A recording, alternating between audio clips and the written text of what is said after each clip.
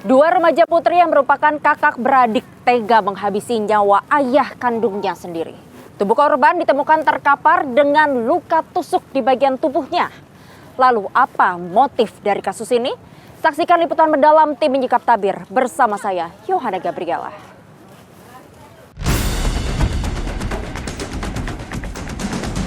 Pertamanya saya kan pengen ngambil barang di dalam, gemboknya saya gerinda. Pas ngambil barang di dalam, saya senggol kaki. Melalui proses penyidikan yang berbasis ilmiah, maka tersangka pembunuhan seorang laki-laki ini menjadi dua, anak KS dan anak PA.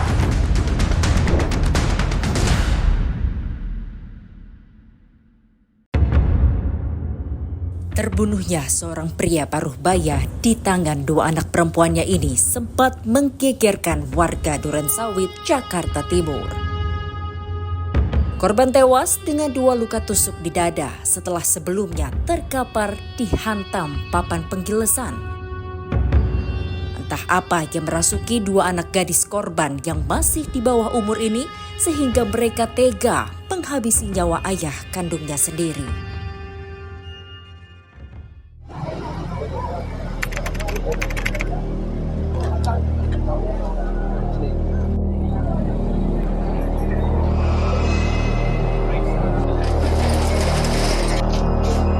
Korban yang merupakan pedagang peralatan rumah tangga ditemukan bersimbah darah di dalam kiosnya di wilayah Pasar BKT Durensawit, Jakarta Timur. Jasad korban pertama kali ditemukan oleh Reynaldi, rekannya yang merasa curiga karena sudah 3 hari korban tidak berjualan. Reynaldi sebelumnya sempat menitipkan barang dagangannya di toko korban. Setelah kios dibuka paksa, Reynaldi dan rekan pedagang lainnya terkejut. Korban ditemukan sudah tak bernyawa. Pertamanya saya kan pengen ngambil barang di dalam, barang teman saya kan taruhnya di sini. Terus tahu-taunya pengen gemboknya saya gerinda.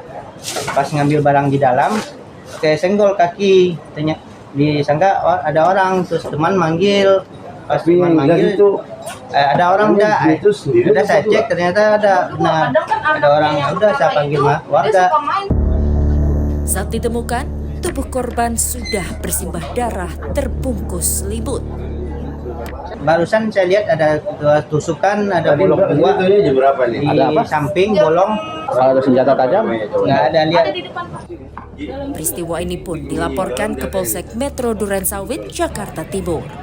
Kami melakukan olah TKP dengan paket fungsi reskrim lengkap di sini. Kemudian setelah dilakukan olah TKP ternyata ada dibuka dengan keluarga besar, ada luka tusukan di dada 2. Saat olah TKP, polisi tidak menemukan barang bukti. Namun sejumlah barang milik korban ada yang hilang. Untuk keperluan penyelidikan, jasad korban dibawa ke Rumah Sakit Polri, Jakarta Timur.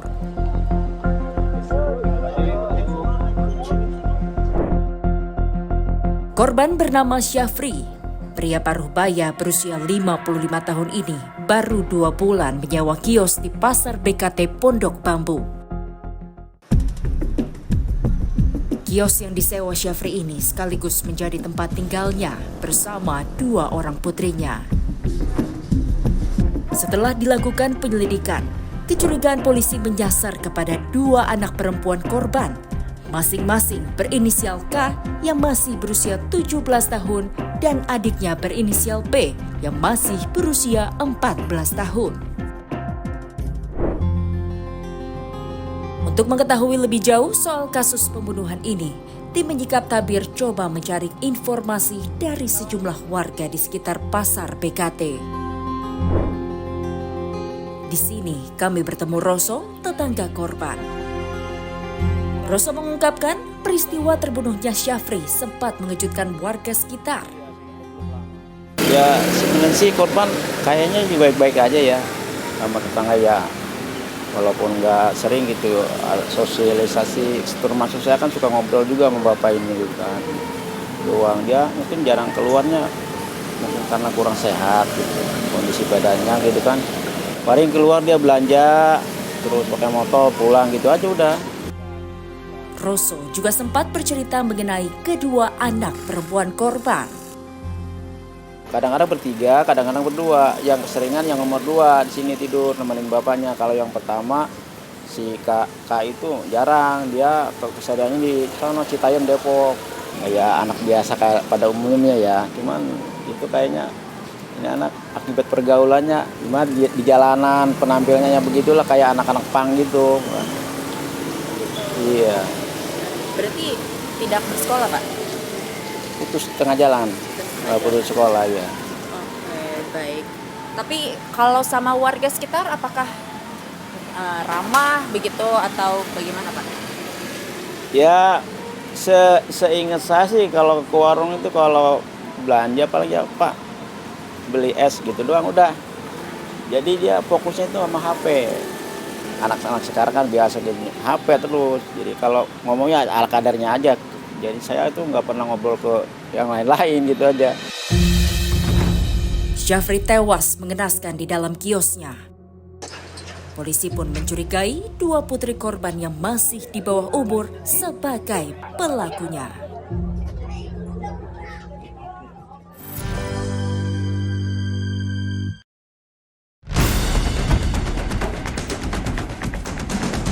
Pertamanya saya kan pengen ngambil barang di dalam, gemboknya saya gerinda. Pas ngambil barang di dalam, saya senggol kaki.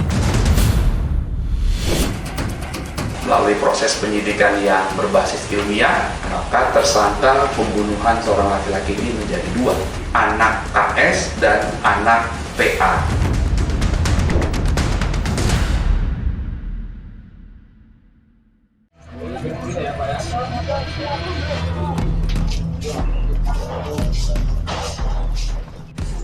Tewasnya Syafri yang diduga dihabisi oleh 2 anak perempuannya membuat rasa penasaran kami semakin mendalam. Dan pemirsa, kita akan mendalami kasus ini dengan menanyakan Ketua RW 03 yang berada di Kecamatan Durensawit, Jakarta Timur. Ikuti kami. Selanjutnya, kami menemui Kepala Rukun Warga 03 Kelurahan Pondok Bambu, Kecamatan Durensawit, Jakarta Timur.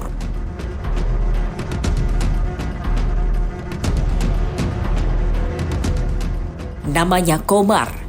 Menurutnya, ia sempat dihubungi oleh warga yang saat itu menemukan jasad Syafri. Kronologis pertama kali saya tahu ada mayat di wilayah kita itu berawal dari dibukanya pintu itu. Dibukanya pintu toko. Yang buka ini adalah pedagang tisu yang naruh barang, nitip barang di toko dia. Memang pedagang di depan toko dia itu. Karena sudah beberapa hari tutup. Nah, pedagang tisu ini kan butuh nafkah. Sehingga dia, kok saya jadi tutup terus gara-gara toko ini tutup. Dia sudah berusaha telepon almarhum. Ternyata korban ini kan tidak diangkat telepon. Mungkin teleponnya mati. Jumat malam Sabtu baru dibuka. Nah, setelah dibuka juga dia nggak gegabah, nggak sendiri. Disaksikan sama pedagang paguyuban BKT itu. Setelah digerinda itu, dibuka rolling door. Kan suasana gelap karena jam 11 malam. Dinyalain lampu. Setelah nyala lampu ternyata ada seperti orang tidur diselimutin. Dia tuh siapa yang tidur nih? Begitu dibuka ternyata kelihatannya udah nggak ada ruhnya, udah nggak ada nyawanya ya. Komar pun menceritakan saat pertama kali Syafri hendak menyewa kios di pasar PKT. Ya awal-awal dia telah melaporkan diri bahwa ingin usaha di lingkungan kita, telah lapor RT. Nggak tahu bentuk laporan seperti apa, tapi yang jelas dia udah melapor RT.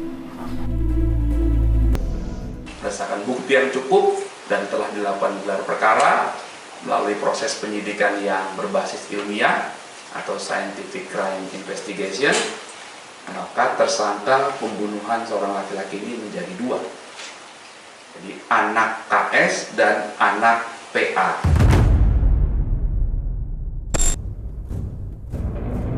Dalam aksinya, mereka pun berbagi peran.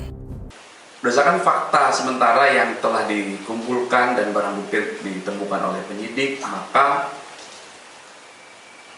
anak PA berperan memukul kepala korban atau bapaknya. Ini kejadiannya sangat memprihatinkan sekali ya. Kakak beradik membunuh bapak kandungnya. Anak PA memukul kepala korban 2 kali dengan kayu papan cucian. Kemudian anak KS diduga menusuk korban atau bapaknya 2 kali dengan pisau dapur. Menurut keterangan K dan P, mereka memang sudah merencanakan pembunuhan ini. Mereka kesal lantaran sakit hati. Alasan tersangka KS melakukan penusukan dan pembunuhan terhadap ayah kandung atau bapak kandungnya ini adalah sementara ditemukan fakta oleh penyidik karena sakit hati. Ya, karena sering dimarahin, kadang dipukul, dituduh mengambil barang milik korban. Penyesalan kini sudah tak guna lagi.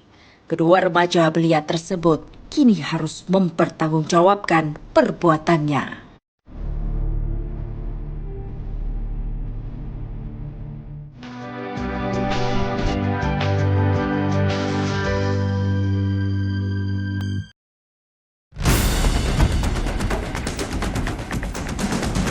Pertamanya saya kan pengen ngambil barang di dalam, gemboknya saya gerinda. Pas ngambil barang di dalam, saya senggol kaki.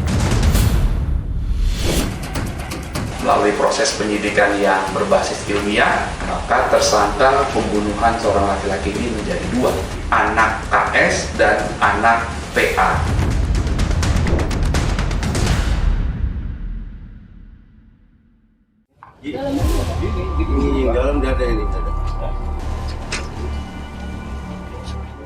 Ada hal yang benar-benar di luar akal sehat dalam kasus terbunuhnya seorang pedagang peralatan rumah tangga di Duren Sawit, Jakarta Timur.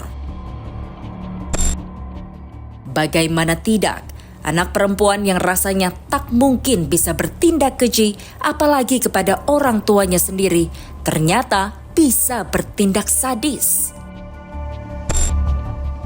Seperti apa sebenarnya kehidupan korban dan keluarganya? Kami menemui Edi, paman Syafri, dan Zul, sepupu Syafri. Edi bertemu dengan Syafri terakhir sekitar 1 minggu lalu sebelum kejadian. Kematian Syafri tentu membuat Edi terkejut. Saya kan pulang dari PIK sini berdagang, sampai di rumah jam 11 baru duduk, datang telepon dari BKT namanya. Ada namanya keponakan juga yang dagang itu. Mete, katanya Mete pergi ke BKT. Ada apa? Saya bilang, ini udah puri nggak ada lagi. Ya udah, saya pakai baju. Baru pakai baju datang lagi telepon. Mete pergi ke BKT, dia katanya berdarah-darah, pergi saya. Kepadanya beberapa waktu lalu, Syafri sempat bercerita bahwa buku tabungan dan kartu anjungan tunai mandiri miliknya hilang. Ada dugaan putrinya lah yang mencuri. Ya kalau saya mengenal korban karena dia keponakan, saya tahu sifatnya. Kalau sifatnya memang dia agak keras, suka pemarah. Kalau saya dengar situ dia dengan anaknya kurang akur, gak sering pemarah. Karena apa? Saya tanya, ngapa kamu marah-marah dengan anak kamu? Dia sering mencuri duit katanya. Karena dapat dicurinya duitnya gak 3 juta, ngilang 2 bulan. Habis itu pulang lagi. Itu yang marah-marahkannya dengan anaknya. Jadi dia bercerita sama saya. Tabungan saya hilang katanya. ATM saya hilang. Memang ada isinya. Ada katanya. 40 katanya. Yang tahu pinnya siapa? Ya anak saya. Yang lain nggak ada. Katanya. Di mana kamu taruh? Buku tabungmu di dalam tas, di dalam ransel, di dalam lemari box lagi. Ya kalau saya punya inisiatif itu nggak ada orang dari luar. Kamu kan tinggal di sini 3 beranak.